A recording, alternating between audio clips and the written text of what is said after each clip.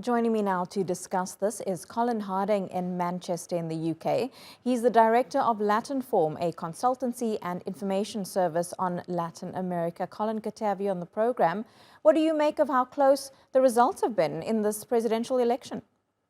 Well, much closer than was predicted in the opinion polls. I mean, they've got egg all over their faces. I mean, the main pollster, one of the main pollsters, Latinform, was confidently predicting that Lula would win in the first round, and that there were gaps of something like 15 points between the two candidates. But that's obviously turned out to be quite untrue, and Bolsonaro has done much better than they were predicting, which I think answers to the phenomenon of shy conservatives. There are far more conservative people than they're prepared to admit to pollsters or to in public, and this has been seen in other countries as well, not least my own country, in Britain and in America in recent years.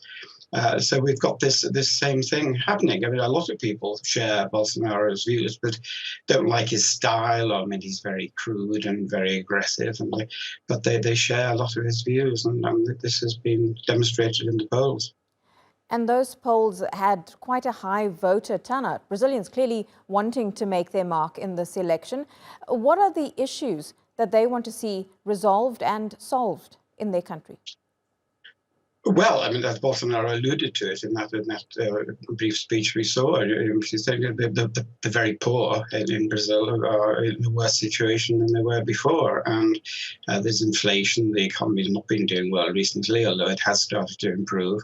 And he promises that things will get better if he's re-elected. So he hopes that will appeal to the people who, a lot of whom have voted for Lula in the first round, will switch to him. But that remains to be seen, of course.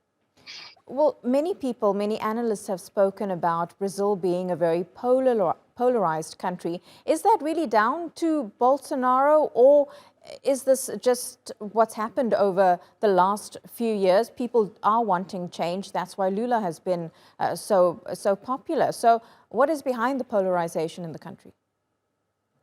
Well, I mean, Lula was president for 7 years in the earlier part of this century, but then his government, or his successor, Dilma Rousseff, her government sort of fell to pieces amid a lot of corruption scandals. So, and then Lula was actually imprisoned and banned from taking part in the next election, which is the one Bolsonaro won. So I think a lot of people voted for Bolsonaro because he was promising a cleanup. There was going to be an end to corruption. There was going to be reliable, clean government, and a complete change from the past. So we've had this swinging from side to side, which is not just in Brazil. It's happened in other Latin American countries as well.